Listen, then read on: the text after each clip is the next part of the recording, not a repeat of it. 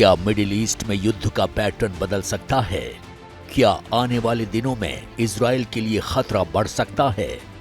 क्योंकि जिस तरह से इजराइल लेबनान में बम बरसा रहा है और हिजबुल्लाह के लड़ाकों को ठिकाने लगा रहा है, उससे साफ है कि इजराइल अपर हैंड पर है।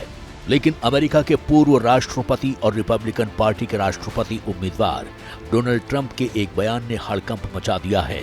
ट्रंप ने आने वाले 2 साल के भीतर इजराइल के विनाश की बात कही है। लेकिन सवाल बड़ा है कि क्या ट्रंप इजराइल को लेकर सच में फिक्रमंद है या इसके पीछे उनका चुनाव जीतने का मकसद छिपा हुआ है? क्योंकि अमेरिका में राष्ट्रपति चुनाव को लेकर सरगर्मी बढ़ी है और जब से डेमोक्रेटिक पार्टी ने कमला हैरिस को राष्ट्रपति उम्मीदवार बनाया है, अमेरिका में राष्ट्रपति चुनाव की जंग दिलचस्प हो गई है। उधर कहने वाले तो यहां तक कहने लगे हैं कि ट्रंप को हार का डर सता रहा है, इसलिए उन्होंने अभी से ब्लेम गेम शुरू कर दिया है।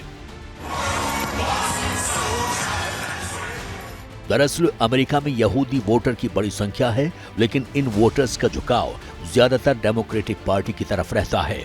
हालांकि कमला हैरिस का इसको लेकर कोई बयान नहीं आया है, लेकिन एक सवाल जरूर खड़ा हो गया है कि क्या भविष्य में कुछ हो सकता है जिससे मिडिल ईस्ट का पूरा गेम बदल सकता है? क्योंकि ये बात किसी से छुपी नहीं है कि अमेरिका इजराइल को सपोर्ट करता है। जब हमास ने पिछले साल इजराइल के खिलाफ जंग छेड़ी थी, तब अमेरिका ने अपने जंगी हथियार से भरी टुकड़े इजराइल भेज दी थी। यहां तक कि युद्ध के बीच अमेरिकी राष्ट्रपति जो बाइडेन ने इजराइल की यात्रा की थी।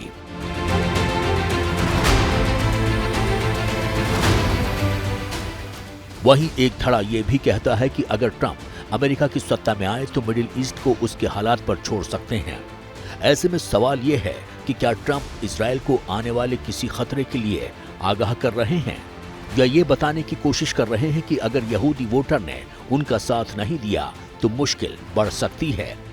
फिलहाल जो होगा वो भविष्य के खाते में है, क्योंकि मौजूदा सार ये है कि इजराइल मौत बनकर बरस रहा है और लेबनान रहम के लिए तरस रहा है। For exclusive and insightful videos, subscribe to our new channel ABP Live Premium.